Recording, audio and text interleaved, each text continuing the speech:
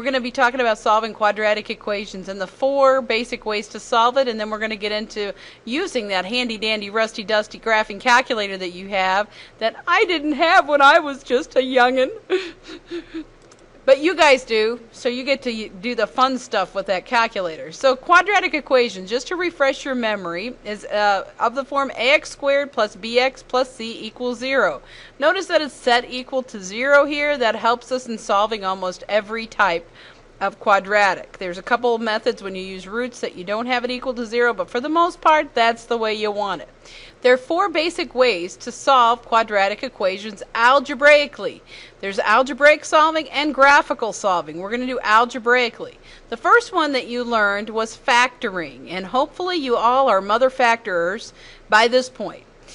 Number 2, you can extract square roots. Now, square roots, this comes in handy on some of them if you don't have a b term, if you don't have a linear term. Completing the square. I am not a fan of completing the square, but for extra credit, if you want to prove where the quadratic formula comes from, one of my faves. Let's do number 1, factoring. This method is based on the fact that when you multiply 2 numbers and get 0, one of them has to equal 0. The only way to have a product that equals 0 is if A equals 0 or B equals 0, if one of those 2 numbers equals 0. So the first step when solving by factoring is set it equal to 0, because you're trying to use this 0 property. So then you set up your shells, because you're factoring. Nice thing about this problem, 3 is prime. The only way to get 3 is 3 times 1. 7 is prime. The only way to get 7 is 7 times 1. So we're going to start out with 3x and x to get 3x squared. And then the question becomes, is it 7 times 1 or 1 times 7? Well, that's when you can check your a times your c. 3 times negative 7 is negative 21. Factors of negative 21 that sum to negative 20 in the middle are going to be negative 21 times 1. That means our outer and inner terms have to be negative 21x and x. That means the 7 has to go to the far right so that we multiply it by the 3. So we're going to have plus 1 minus 7. Once you have factored, you're using the 0 property. This times this equals 0. So you set each factor equal to 0 and solve the mini linear equations. 3x plus 1 equals 0. X minus 7 equals 0. When you solve the first one, you'd minus 1 from both sides. Add 7 on both sides. I'm doing them simultaneously. Woo! Aren't I fancy? Divide both sides by 3. Over here you get negative 1/3. And you already knew it was x equals 7. So that's solving by factoring. This is supposed to be a quick review. If you need to, go back and slow it down. Next one is extracting roots. You may not be as familiar with this one because I don't use it very much. A lot of teachers don't use this one very much, but it can come in handy on equations like this where you have a quadratic term and a constant term. By the way, it's also in using this extracting roots, you need to remember that the inverse of squaring is square rooting. So we added 486 to both sides to get 6x squared equals 486. Then we're going to get the x squared by itself. So divide both sides by 6 and you end up with x squared equals 81. You already know it's got to be 9, but remember you have to put the plus or minus on the number side when you take the square root, because negative 9 times negative 9 is 81. As well as positive 1, 9 times 9. So square root of both sides, you get square root of x squared equals plus or minus square root of 81. So x is plus or minus 9. And you're done. So that's an example of using the square root dealie to solve a quadratic. Now another one using roots, let's just do one more of these. You've got an x minus 5 squared here. This is my squared term. You know that the inverse of squaring is rooting. So you're going to divide both sides by 2 to begin with to get that squared term by itself. So you're going to end up with x minus 5 quantity squared equals 8.5. Opposite of squaring is rooting. So we're going to root both sides. Remember to put the plus or minus on the number side. When we do that out, we end up with x minus 5 equals plus or minus square root of 8.5. Square root and the square canceled out. Then all we have to do is add 5 to both sides and you're done. So when you add 5 to both sides, you get x equals 5 plus or minus 8.5. That's nice, isn't it? Oh, so very nice. Okay, method 4. Bum ba bum, the quadratic formula. There's a song about it, you know, and I will probably play it for you tomorrow. Whenever you have a quadratic equation, this one always works. The reason I would prefer factoring over this is there's less chance for a sign error or a squaring error. Sometimes people square stuff and do stuff in the wrong order. So you are just looking at the numbers in front of your x squared, your x, and your constant. So you just want the numbers from the equation. And you just have to pick those out and plug them into this handy dandy fancy formula. There's actually one for cubic equations. One's to the third power, but that gets a little complex. So this is just straight plug and chug, and I'm hoping you've used this before. This is all whacked. We got to get this all in order before we can use the quadratic formula. So my first step is to get this as ax squared plus bx plus c. Now, when I minus the 8x from both sides and rewrite it so the x squared is first, I have a minus x squared to begin with. That's okay. You can put a negative 1 in there, but when possible, I like to get rid of the lead negative. It's not good form. So I'm just going to multiply through by negative 1 and change my signs. Now then, x squared plus 8x minus 5 equals 0. 0 times negative 1 is still 0. Now then you just have to pick out what is your little a, what is your little b, and what is your little c. So little a is 1. It's that invisible number 1. There's nothing in front of the x squared. That means the coefficient is 1. Coefficient of my x term is 8. That's the little b. And coefficient, or our constant term, is negative 5. The minus comes with the 5. Plug it and chug it. So x is going to equal the opposite of b, which is going to be negative 8, plus or minus the square root of 8 squared. That's b squared. Minus 4ac. Minus 4 times 1 times negative 5. All over 2a, which is 2 times 1.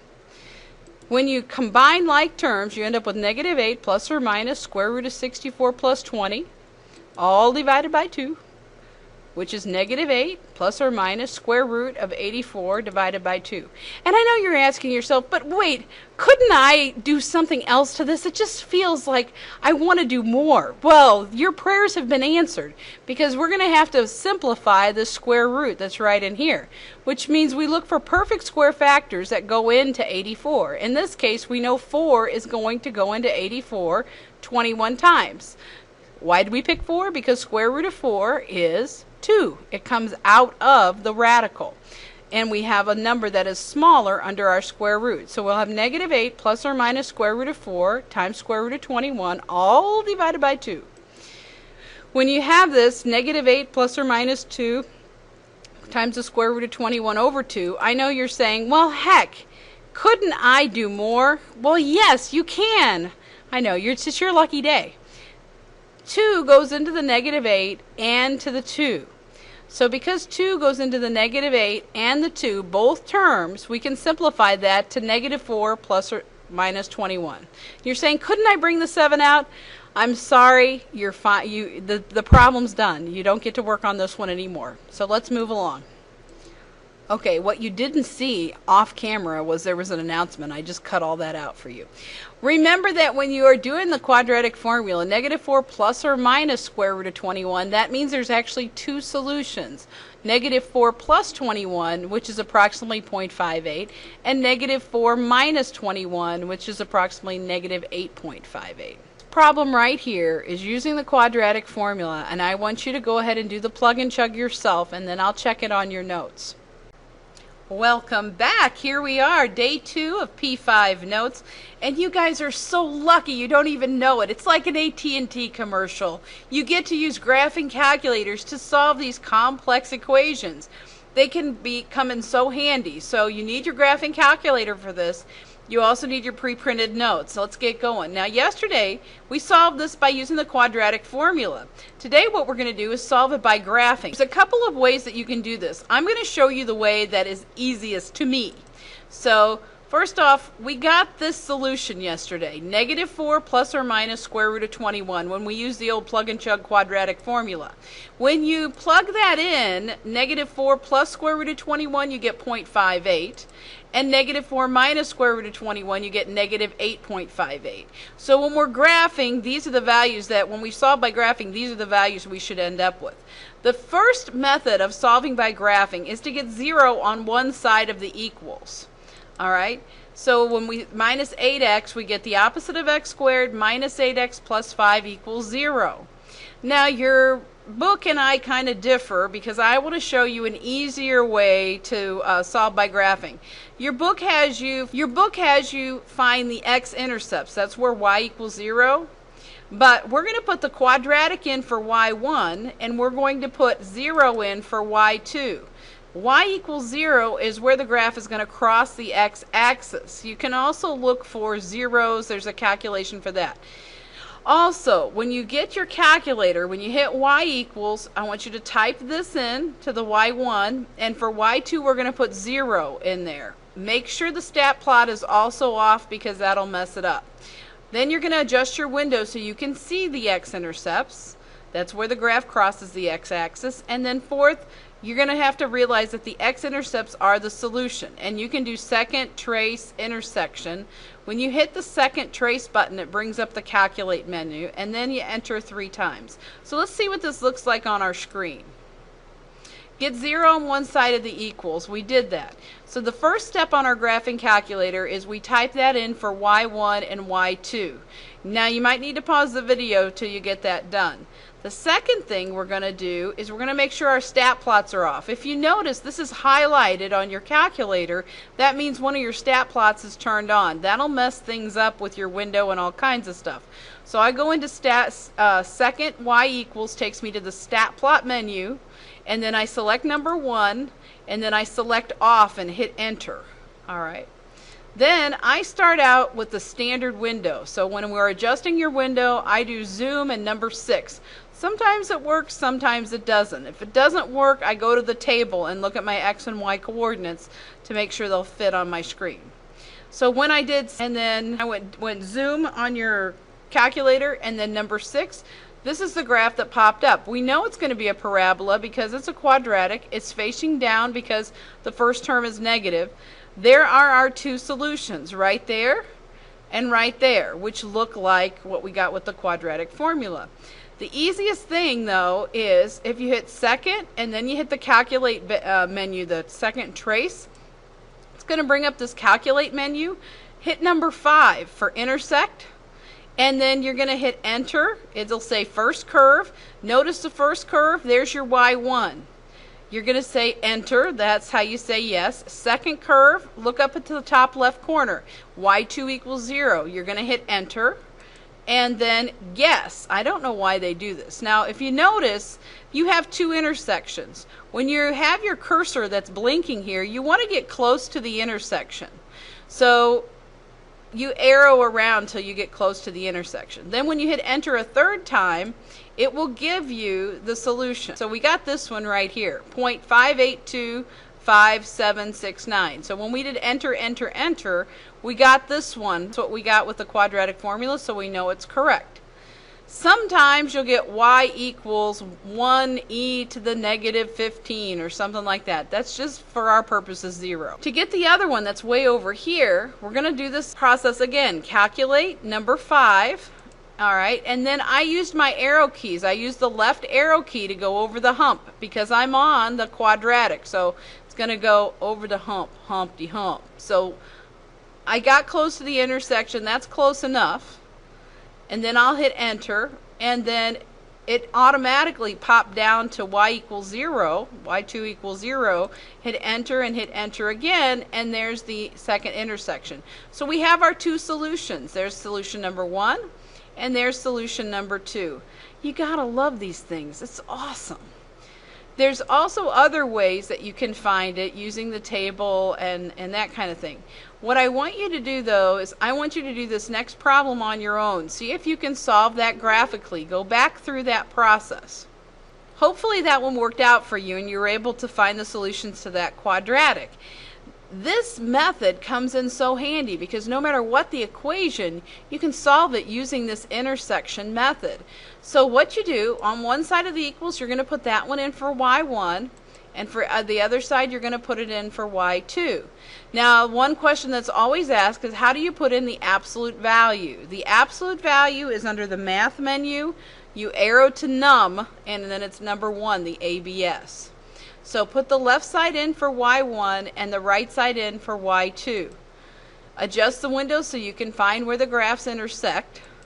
And here's what you should end up with. So you've got, here's the line, -3, that's y equals -3, it's a horizontal line. And here's your absolute value graph. This is the window they use, but if you use the standard window, it'll look a little different. Points of intersection are the solution, and you just go through that second, trace, button, and then you do number 5, calculate, enter, enter, enter, and do all that. So when you do this one out, you might want to stop the video and see if you can find those real quick. You should end up with 0.5 for one and 3.5 for the other. Alrighty. So that's easy peasy, and I just tell you, those graphing calculators are such great tools. Alright, hopefully that helps you with solving by graphing. I know you might need some help from me, but I am very happy to do it, and we'll see you later.